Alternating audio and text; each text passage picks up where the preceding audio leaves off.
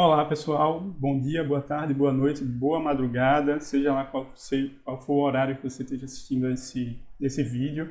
Meu nome é Fernando Thiago, né? Fernando Thiago Medeiros. A gente está aqui para estudar, fazer o curso de Direitos e Garantias Fundamentais, né, para o concurso da Polícia Militar de Pernambuco, certo? Na aula anterior a gente falou um pouco sobre o concurso em si, né, para poder dar aquele panorama geral para vocês, entender como é que funciona o concurso da PM, ou pelo menos como funcionou o último concurso, que é o que serve como base, né, para que a gente se prepare, já que o edital ainda não saiu até a data de hoje. Então vamos lá. Aqui a gente vai gravar um curso completo, né, de Direitos e Garantias Fundamentais, para que você possa fechar a prova da PM, né, fazer o melhor possível. Então, primeiro vamos analisar o conteúdo programático, né? O que é que tem dentro dessa disciplina de conhecimentos de direitos e garantias fundamentais, né? Em primeiro lugar, o primeiro assunto que está ali é direitos e deveres individuais e coletivos, né? Que é basicamente o artigo 5º de nossa Constituição. Talvez esse seja o artigo mais importante, né, da Constituição e o mais extenso também. Então tem muita coisa para a gente estudar nesse tópico. Realmente é o tópico mais extenso. Dos direitos sociais, é do artigo 6º ao artigo 11, né, da Constituição Federal. Nacionalidade, dos artigos 12 e 13 da Constituição. Dos direitos políticos, do artigo 14, 15 e 16, né, 14 a 16 da Constituição, e dos partidos políticos, do artigo 17 da Constituição. Basicamente é isso, você vai ter que estudar do artigo 5º ao 17 da Constituição. É uma quantidade razoável de assuntos, tá, pessoal? Não é uma coisa tão simples assim, não. Direitos e deveres individuais e coletivos, esse primeiro tópico, é um tópico extenso, né? Apesar de ser bom, é bacana de estudar esse assunto, mas é um tópico bem extenso, né? Então, vamos lá.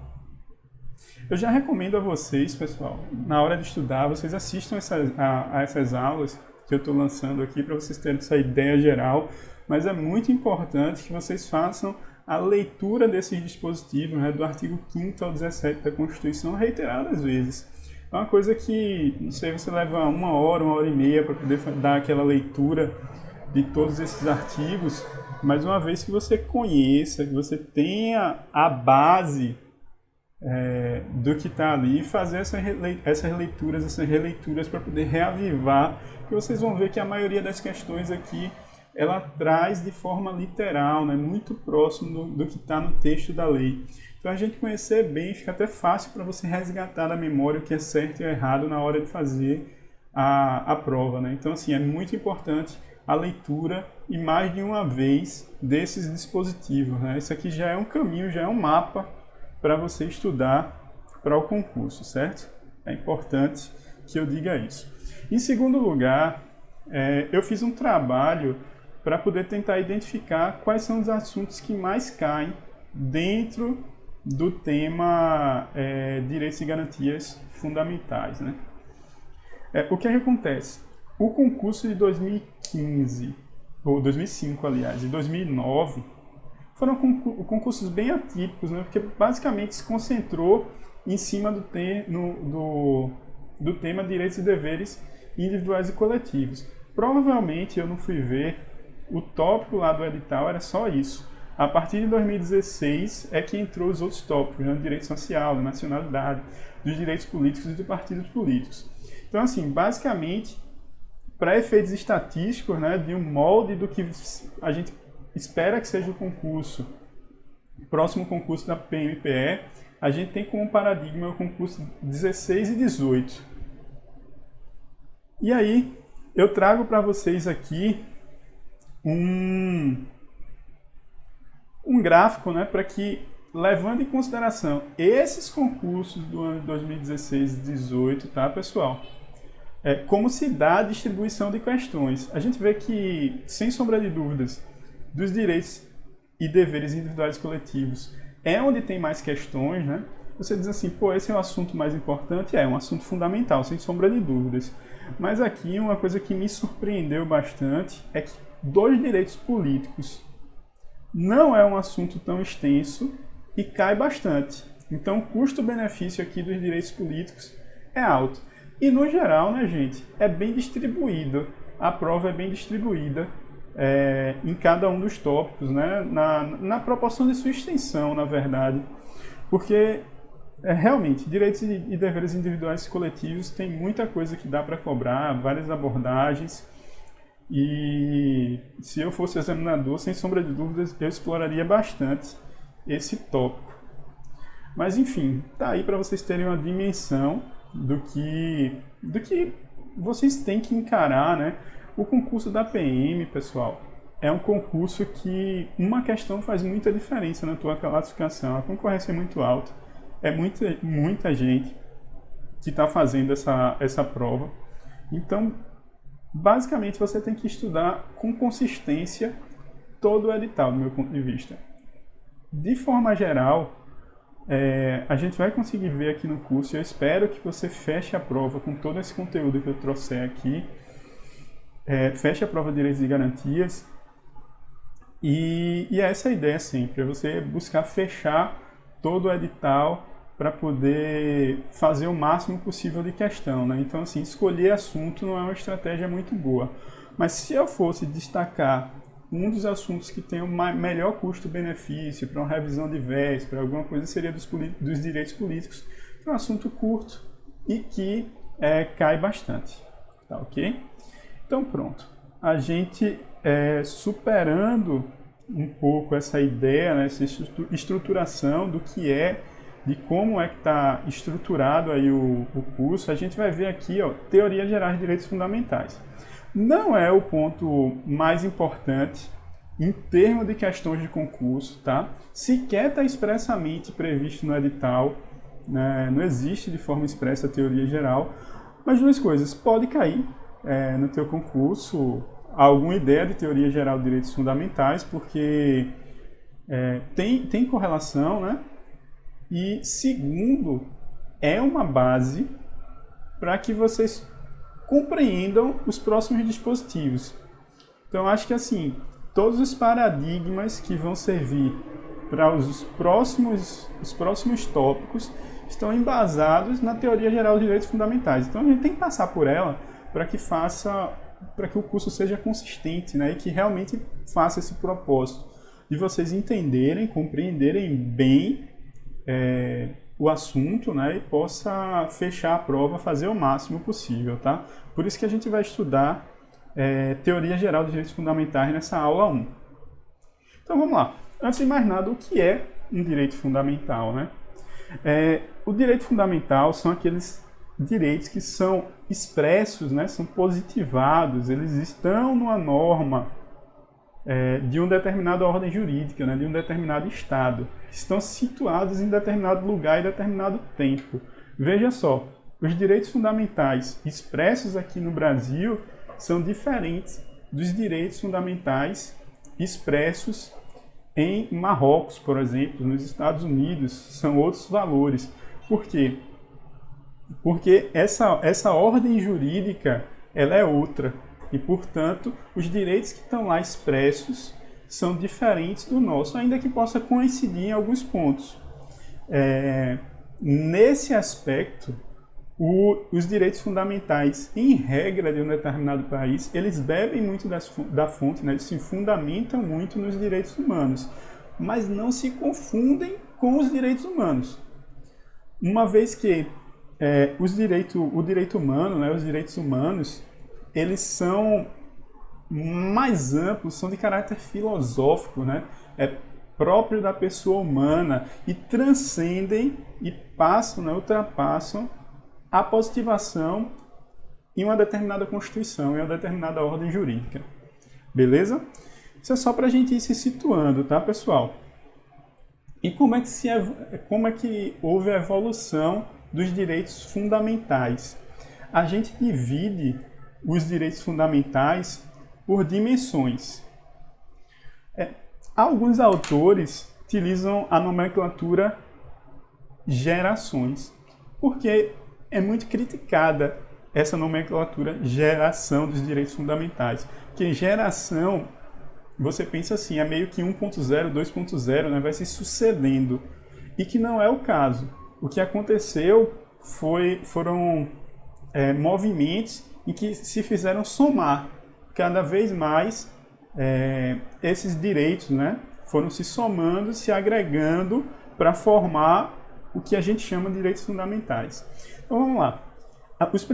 Os direitos de primeira geração, eles estão ligados ao Estado liberal, né? São direitos negativos. Por que direitos negativos? Porque são direitos em que o indivíduo ele quer que o Estado não mexa em sua propriedade, né? Ele não interfira em sua individualidade, né? Ele quer que o Estado ele deixe de fazer algo que interfira no indivíduo. Está muito ligado à ideia de liberdade, né? Então, esses direitos de primeira dimensão são direitos intimamente ligados com a ideia de liberdade e, como exemplo, a gente cita alguns direitos civis e políticos, né? Os de segunda dimensão estão ligados a um estado social, ao welfare state. São direitos positivos. Por quê? Porque a partir daí eu quero que o Estado haja, o Estado faça algo para me prover algum direito. Por exemplo, o direito à saúde, né? O direito à saúde, eu quero que o Estado faça algo em meu proveito. Então esse seria o Estado social. Tem como base filosófica a igualdade e é caracterizado um direito de segunda dimensão, né? Veja que isso é uma evolução, né? Primeiro, quando a gente tinha lá os reis invadiam, criavam tributos altos em determinados segmentos e tal. E para evitar isso, né, para evitar essa interferência direta do Estado no cidadão, se cria a primeira dimensão. A partir daí, o cidadão passa a ter mais segurança em relação ao Estado. Ele não vai ser preso injustamente. O Estado ele não vai agir contra o cidadão, né? Vai ter uma certa omissão. Omissão não seria a palavra mais adequada, mas um não agir do Estado em determinadas situações, né? Em prol da liberdade do indivíduo. Estamos na primeira dimensão. Quando vamos para a segunda dimensão, o indivíduo já quer que o Estado ele provenha, né? Ele traga direitos, né? Como previdência social. É um direito, inclusive, recente aqui no Brasil, né? Na história do Brasil, com menos de 100 anos, que proveja educação, que traga educação para o indivíduo. Então, estou falando de direitos de segunda dimensão, são direitos sociais, tá? E o de terceira dimensão, pessoal, está ligado à ideia de fraternidade. São direitos que são chamados de direitos difusos, né? Por que direitos difusos? Porque não tem um destinatário determinado. Por exemplo, um direito de segunda geração que a gente pode pensar é educação. Então, educação, você tem claro na cabeça quais são os seus destinatários, né? Então, assim, uma educação básica, obrigatória e gratuita está destinados àqueles que têm a idade adequada e mesmo aqueles que passaram da idade e não tiveram aquela educação em tempo hábil. Então, com algum exercício, você consegue identificar essas pessoas. Então, são, portanto, direitos sociais de determinados grupos. Enquanto os direitos de terceira geração são direitos difusos.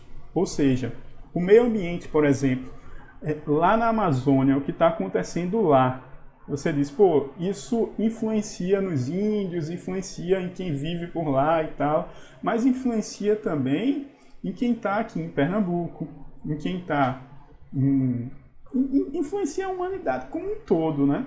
Então está muito ligado a essa ideia de usuários de um destinatário, né? não identificado. Por isso, se coloca esse grupo de direitos como sendo direitos difusos, né? Como exemplo, está aí o direito ao meio ambiente, à paz, ao progresso, à defesa do consumidor, né? Então, assim, existem doutrinadores, inclusive, que colocam quarta, quinta dimensão, mas eu acho que não é necessário a gente se aprofundar a esse nível para esse concurso. É só interessante a gente entender como deu essa evolução de primeira dimensão e a gente já associar logo a ideia de liberdade, né, de ser direitos negativos. Segunda dimensão, associar a igualdade ou direitos positivos, né? O Estado vai fazer algo, vai prover algo. E o terceira dimensão, ligado à fraternidade, ligado à ideia de destinatários indeterminados, né? Indetermináveis. Então a gente tem que lembrar do meio ambiente, da defesa do consumidor, certo? Como exemplos desses direitos de terceira dimensão. Então é isso. Essa tabela está aí, você pode dar um pause para poder tentar organizar na sua cabeça, né? Como é que funciona, mas as questões não fogem muito disso aí não, tá, pessoal? Continuando, a gente tem que ter ideia da diferença do que é um direito e o que é uma garantia. O direito, pessoal, é o bem jurídico em si. Por exemplo, a vida, ele é um direito. A vida é um direito, a liberdade é um direito.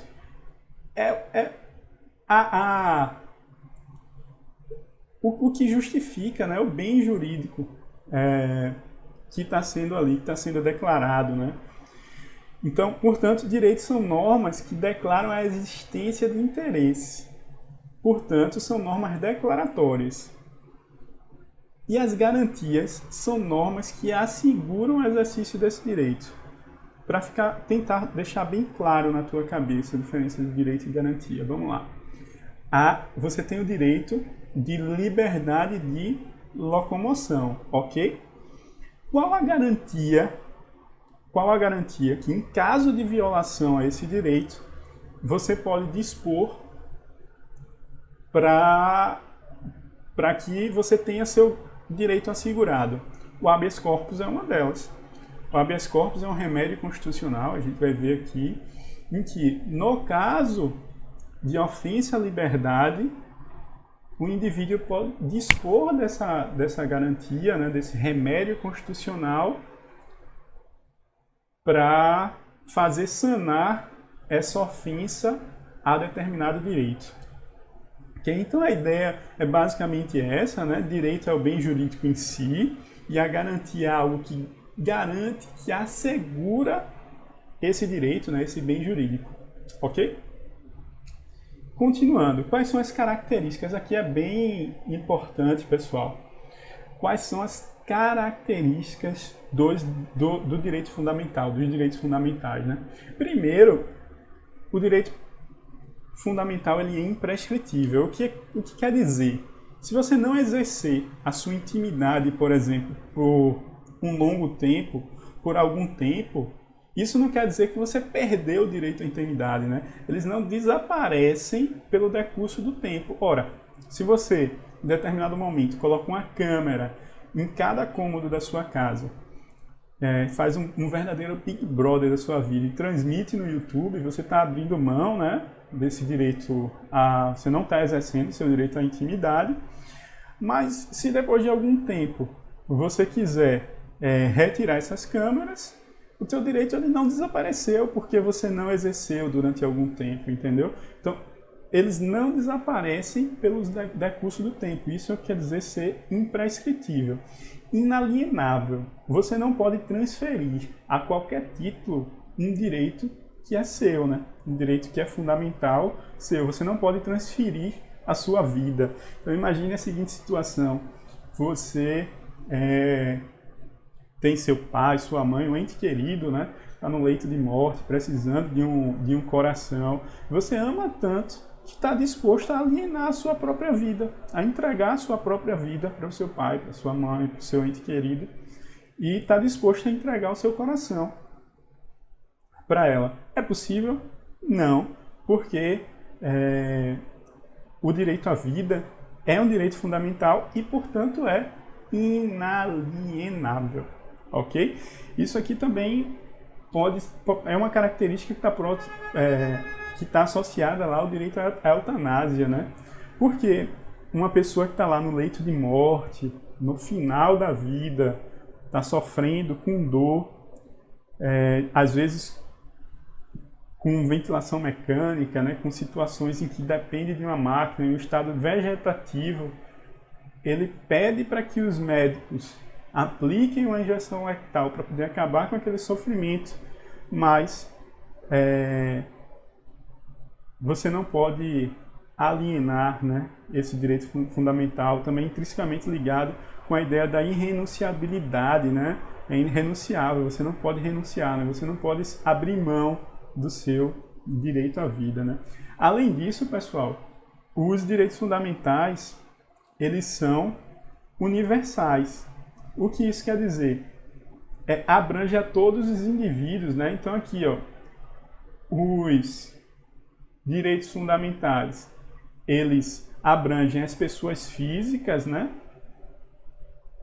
Eu, você, todos aqueles que têm um CPF, né? São as pessoas naturais, as pessoas físicas. Atingem também as pessoas jurídicas, né? Leia-se aqui empresas, sejam elas pessoas políticas públicas, né? Direitos público ou privado.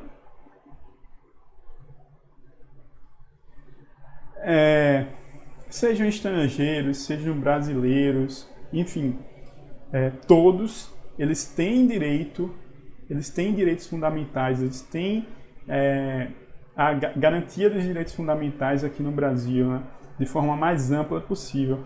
E o mais importante, tá, pessoal? Essa característica aqui é a característica mais importante dos direitos fundamentais, que isso vai resolver muita coisa lá na frente, a relatividade. Os direitos fundamentais, eles têm caráter relativo. Eles não têm caráter absoluto. O que é que isso quer dizer? Quer dizer que diante de um conflito de direitos individuais, ele vai ter a preponderância em relação ao outro. Não se exclui, mas vai ter a preponderância em relação ao outro. Não existe nenhum direito que tenha esse caráter absoluto. É muito comum os examinadores utilizarem o direito à vida, né? Porque talvez seja o direito mais valorizado. Ora, sem vida você não tem liberdade, né? Uma série de outros direitos não podem ser exercidos sem a vida. Então, na cabeça de muitas pessoas, é associado o direito à vida a uma importância maior, né? E, de fato, o direito é bem importante. Mas percebam o seguinte, é absoluto? Não. Quer um exemplo? O aborto.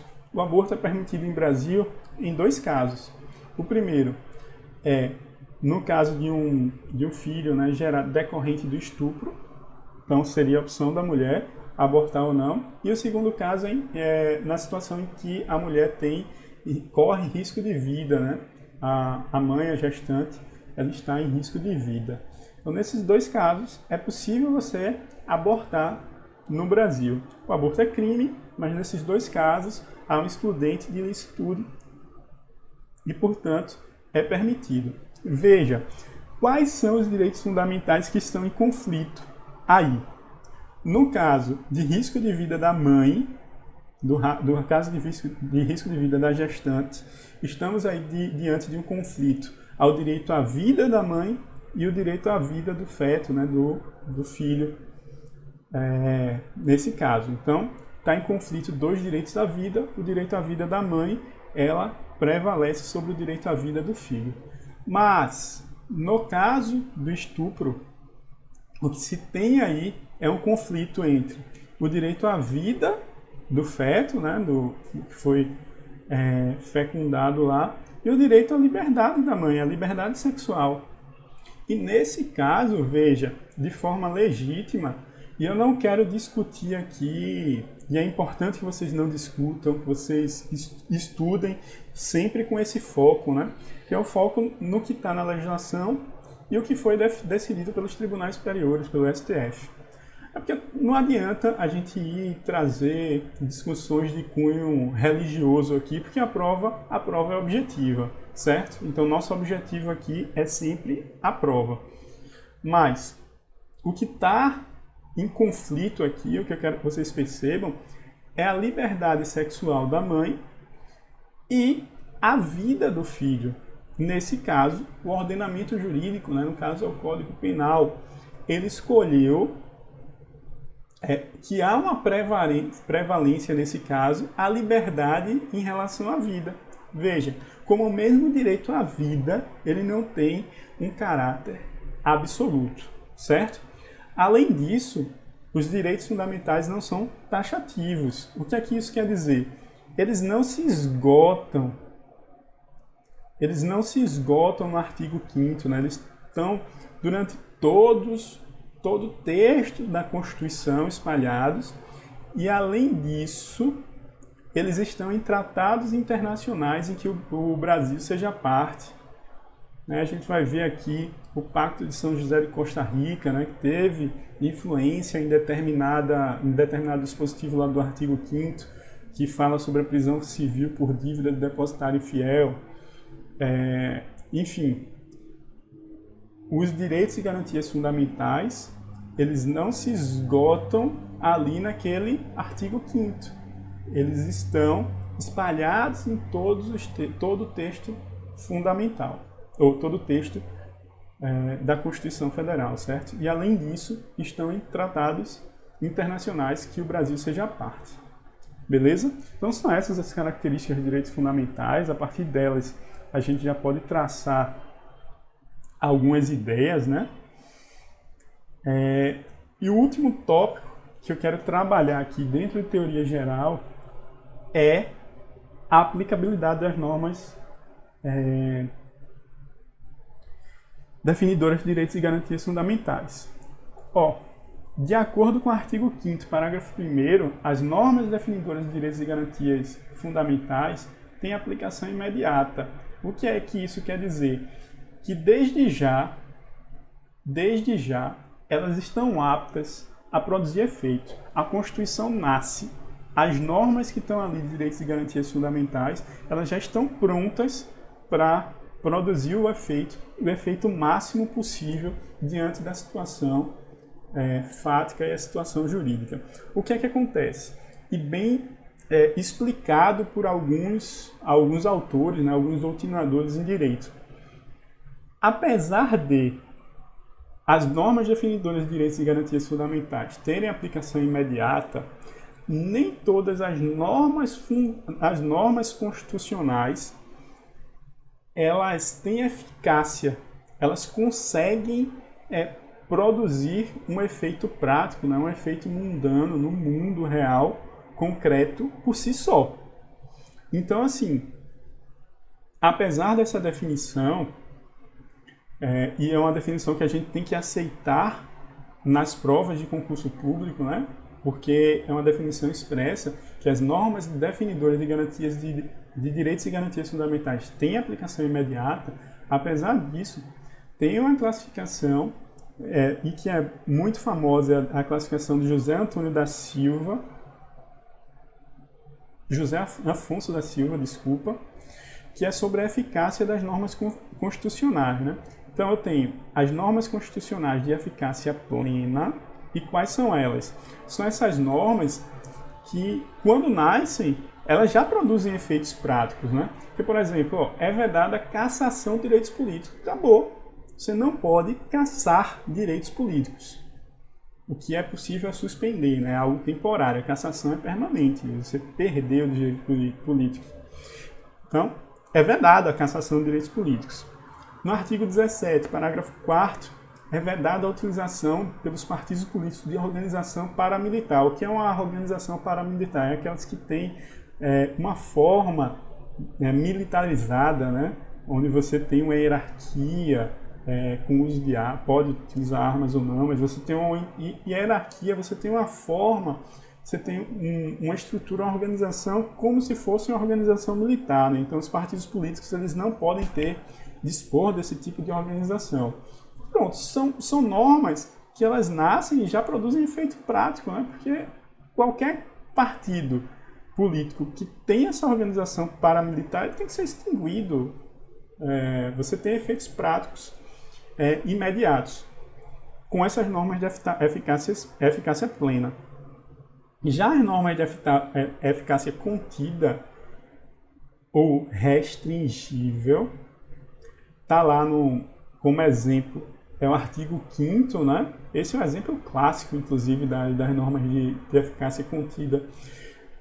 Inciso 13, onde diz, é livre o exercício de qualquer trabalho, ofício ou profissão. Até aqui, pessoal, seria uma norma de eficácia plena, né? Ou seja, em regra, veja, é livre qualquer o trabalho, ofício ou profissão. Ou seja, se eu quiser ser jornalista, eu preciso de algum requisito? Não, em regra não. Mas eu tenho que atender às qualificações profissionais em que a lei estabeleceu. O que é que isso quer dizer? Que pode vir uma lei e traga requisitos para determinadas profissões. Por exemplo, qualquer um pode ser médico, qualquer um pode ser advogado. Não, há requisitos específicos para essas profissões. E quem é que traz esse requisito específico? É a lei.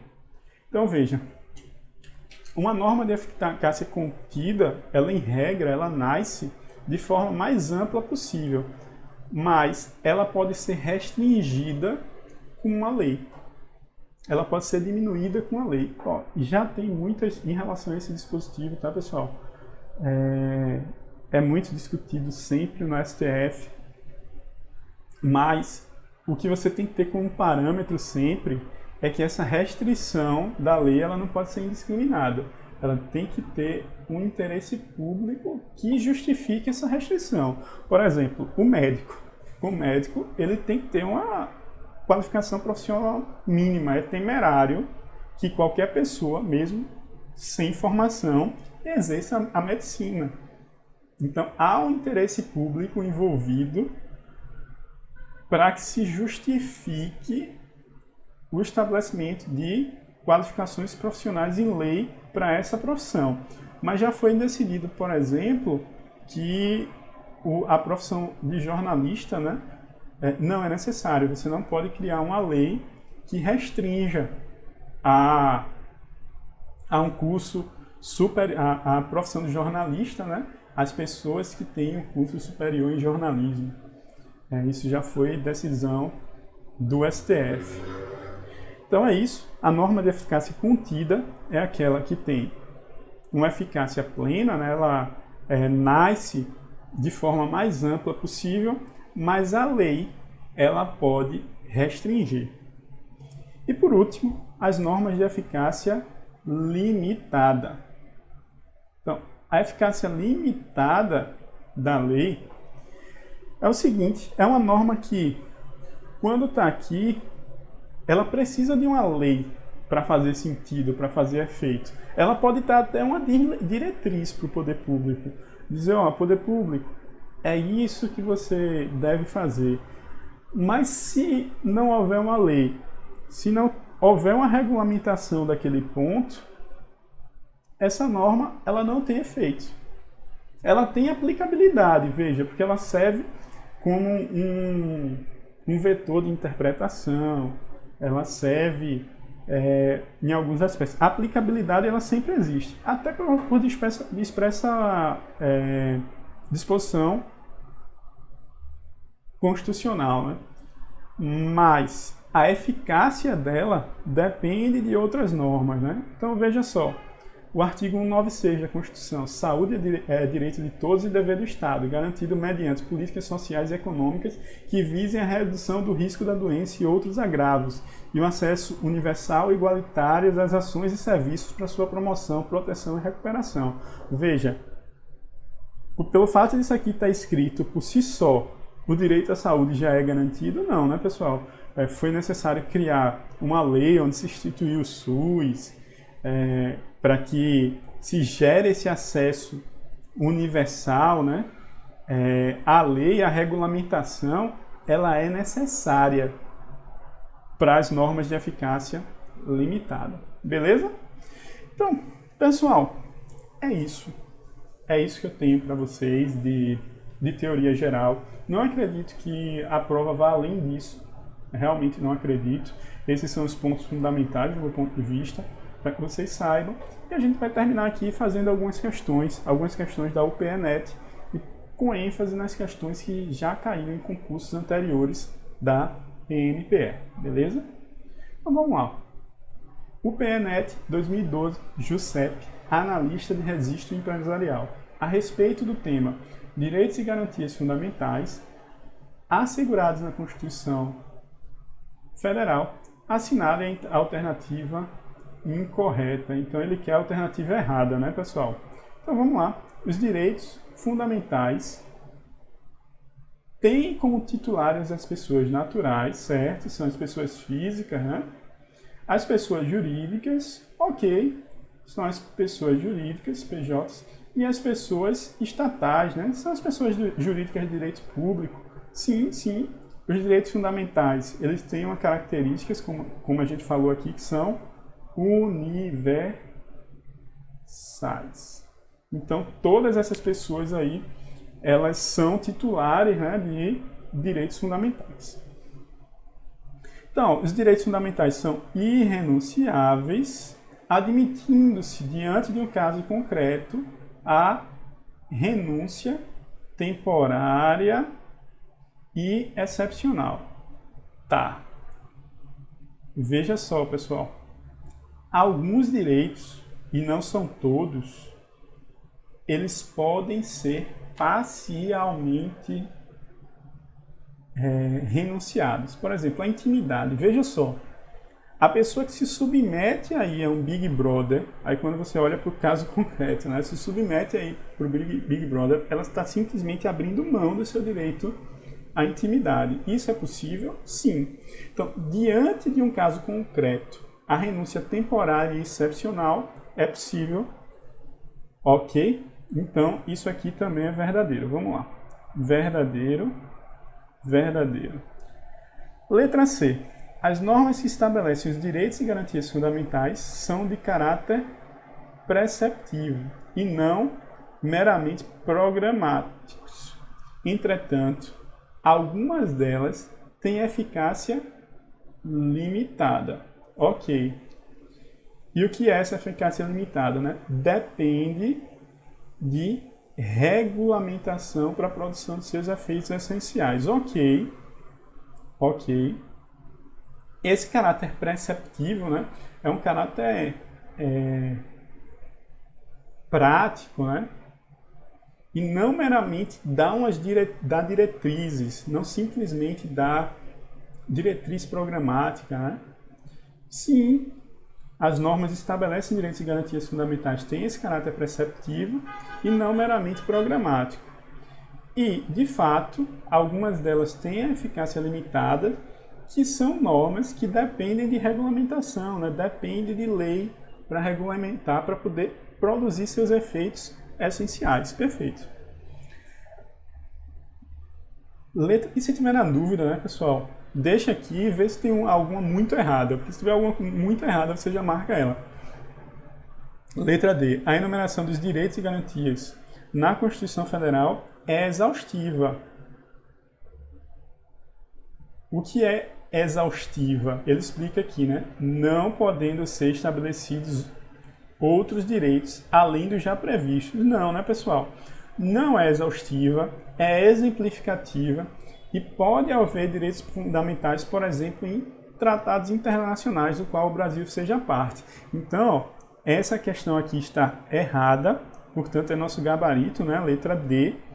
Por quê? Porque os direitos e garantias fundamentais, eles são exemplificativos e não exaustivos, né? E podem ser previstos em em tratados internacionais no qual o Brasil seja parte, além de, ao longo de toda a Constituição, certo? E por fim, os direitos fundamentais não dispõem de caráter absoluto, perfeito, é relativo, visto que encontram limites nos demais direitos igualmente consagrados pelo texto constitucional, perfeito. Sempre quando há conflitos de direitos fundamentais, a gente tem que fazer uma ponderação entre esses direitos, né? É muito comum, por exemplo, haver o conflito entre o direito à intimidade e o direito à informação, por exemplo, né? A liberdade de expressão e o direito à intimidade são direitos fundamentais e que eles estão sempre em conflito, né? E a gente tem que ponderar, sempre diante de um caso concreto, qual desses direitos eles devem prevalecer, certo, pessoal? Então, assim, isso é uma coisa que cai muito, que isso eu quero que é uma coisa que fique bem fixada na sua cabeça. Nenhum direito fundamental, e rejeito qualquer questão que diga isso, que o direito fundamental ele tem caráter absoluto, né? Que o direito à vida ele é absoluto, enfim, qualquer coisa que vá para essa linha, você rejeita, né? Então, de fato, os direitos fundamentais eles não dispõem de caráter absoluto, eles têm caráter relativos e, de fato, encontram-se limites nos demais direitos igualmente consagrados pelo texto constitucional.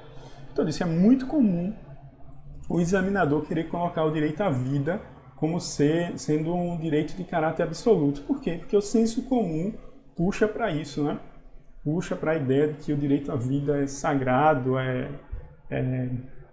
divino, né? O direito à vida, e aí leva o candidato ao erro. Não, até mesmo o direito à vida, ele é relativizado em determinado caso concreto com o aborto que eu exemplifiquei para vocês, ok?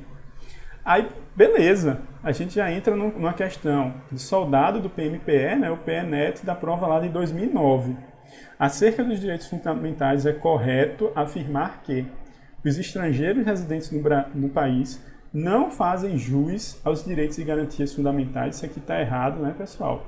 Por quê? Porque os direitos e garantias fundamentais, eles são o quê? Universais.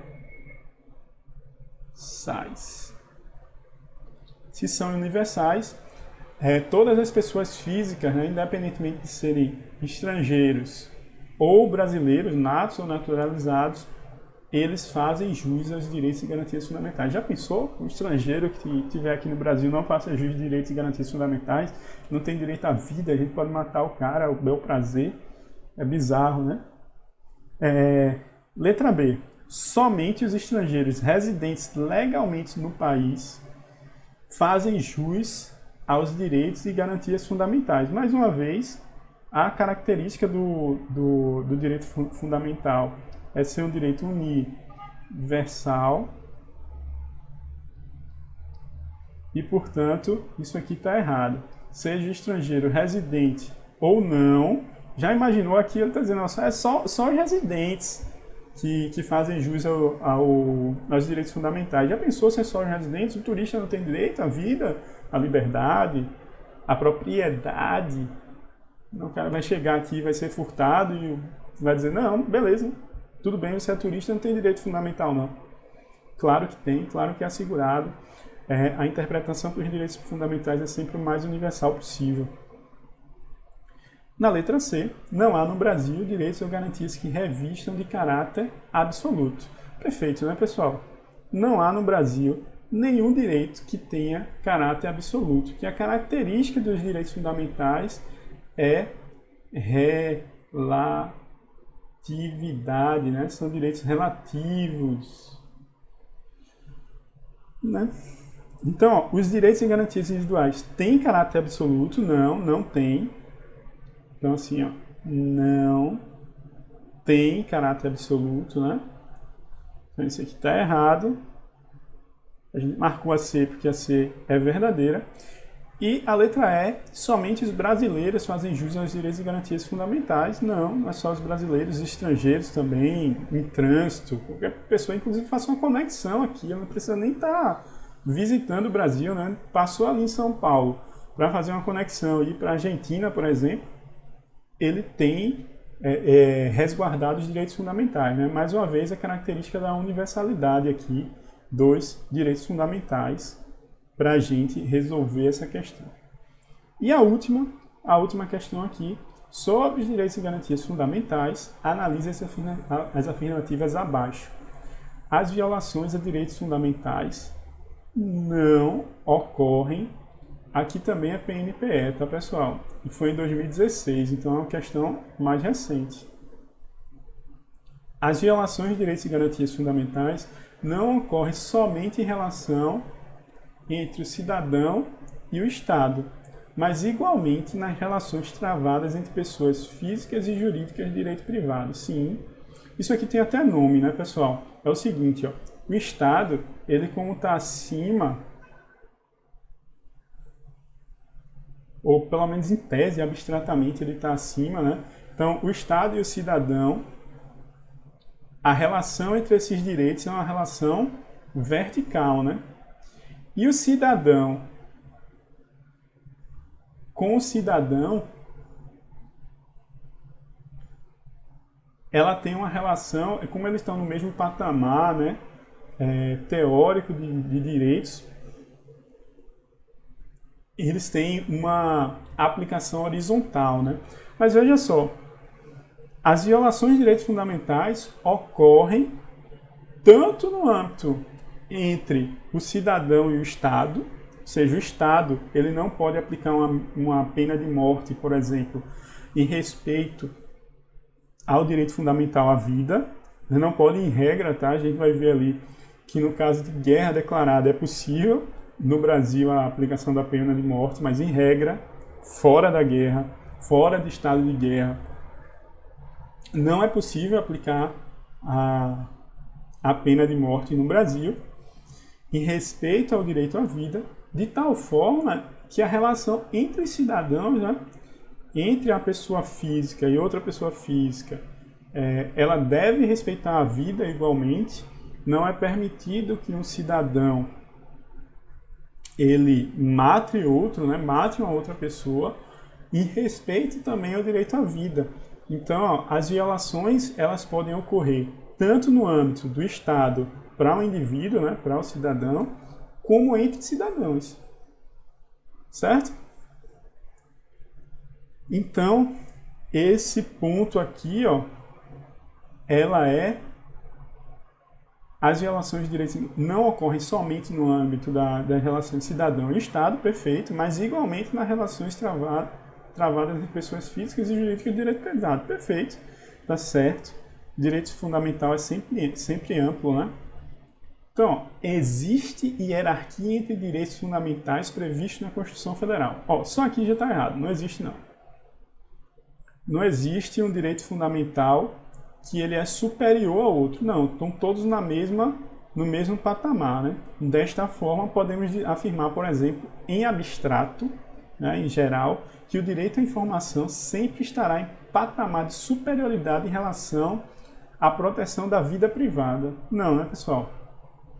Nem sempre o direito à informação ele prevalece em relação à proteção da vida privada. Você quer ver um caso concreto em que a proteção à vida ela prevaleceu em relação à informação?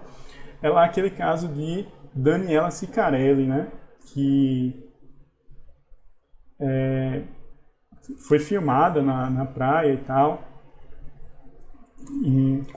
com afagos, e teve que todo esse vídeo esses vídeos serem tirados da internet, porque isso extrapolou o direito à informação, né? Então, nesse caso concreto, a proteção da vida privada, ela prevaleceu. Então, assim, não é possível afirmar que o direito à informação, né, a liberdade de expressão, ele sempre prevalece. ou qualquer direito, né, pessoal? Rechace isso, não há hierarquia entre nenhum direito fundamental da Constituição Federal. Então está errado esse segundo ponto. A gente já pode ir fazendo um exercício aqui. Ó. Se está errado o segundo, a gente já tira esse C, né? Porque não tenho 2 aqui. Já tiro A, tenho 2. Já tiro D e já tiro E. Então a gente já sabe que a resposta é B. Então a 3 e a 4 tem que estar certa também. Mas vamos ver lá. Historicamente, o direito à liberdade decorre de revoluções burguesas buscando o não fazer do Estado. Sim, a liberdade, né, os direitos de primeira geração, eles têm relação com esses direitos negativos, né, com o não fazer do Estado, com a não intervenção estatal. Né? Então, de fato, são os direitos de primeira geração. Ok, certíssimo. Historicamente, os direitos sociais remetem à segunda dimensão, né? Dimensão é um termo mais técnico, né? Mais usado. Utilizei inclusive aqui a geração, mas dimensão é um termo mais técnico, mais aceito no meio jurídico, né? Apesar de que na prova pode estar qualquer um dos dois. Primeira dimensão. Os direitos sociais remetem à segunda dimensão, perfeito, ou geração, né, dos direitos fundamentais. Busca-se um Estado tutor, né, provedor, né, ativo, né, de condições mínimas necessárias a uma vida digna. Perfeito. Certíssimo. Então, nosso gabarito aqui é letra B. De fato, né, pessoal, é bom até a gente se ligar nas questões aqui, em como fazer questão. Por quê? Porque, basicamente, essa questão, o conhecimento que a gente precisava saber para poder fazer ele é que não existe hierarquia, né? Não existe um direito fundamental de caráter absoluto. Se você souber esse, você já conseguiria eliminar essa segunda questão e a resposta já estaria aqui, né? Você já conseguiria marcar a letra B e ganhar essa questão. Então, por hoje é isso, pessoal. Tá aqui. Espero que vocês tenham tido compreendido essa noção geral de direitos fundamentais. Confesso a vocês que não é algo, não é um assunto que eu espero que caia bastante no concurso da PM, mas eu acho que ele é fundamental. Pode cair uma ou outra questão, uma ou duas questões no máximo, mas eu acho que ele é fundamental para você entender a essência dos direitos fundamentais, né? E aí, para que vocês consigam acertar as questões, mesmo até para vocês terem um parâmetro do que aceitar e o que não aceitar numa questão, né? Você vai ver que a gente vai puxar muito desses conceitos ao longo das próximas aulas para poder sedimentar bem e que você feche, né? Que você faça a melhor prova possível. Então é isso por hoje. Por hoje é só. Espero que você tenha gostado da aula e se gostou, dá uma força pra gente, né? É muito importante que você curta aqui a aula, você compartilhe, se inscreva no canal para poder dar moral para a gente entender, né? Realmente o feedback é que faz a gente ajustar, a gente melhorar, polir mais, né, as aulas e que realmente seja útil para que você feche essa prova da PM. Eu quero em breve aí receber mensagem de vocês dizendo que vocês foram aprovados, que a vida de vocês mudou, né, após esse concurso. E realmente vai ser uma satisfação muito grande fazer parte disso. Eu realmente vim de uma família muito pobre e sei o que é que representa a gente mudar de vida, né? Um concurso como esse realmente pode trazer a gente para outro patamar. Por isso que eu tento trazer um material gratuito aqui para vocês, de qualidade, com a maior qualidade possível, né? Para que vocês possam fazer a melhor prova e estar preparado com as pessoas em que tem mais condições, né, de poder bancar um curso, fazer o melhor. A ideia aqui é realmente tentar democratizar o ensino para concursos e trazer e colocar no YouTube de forma gratuita um curso com a melhor qualidade possível. Ok? Muito obrigado, pessoal. Até a próxima e um abraço.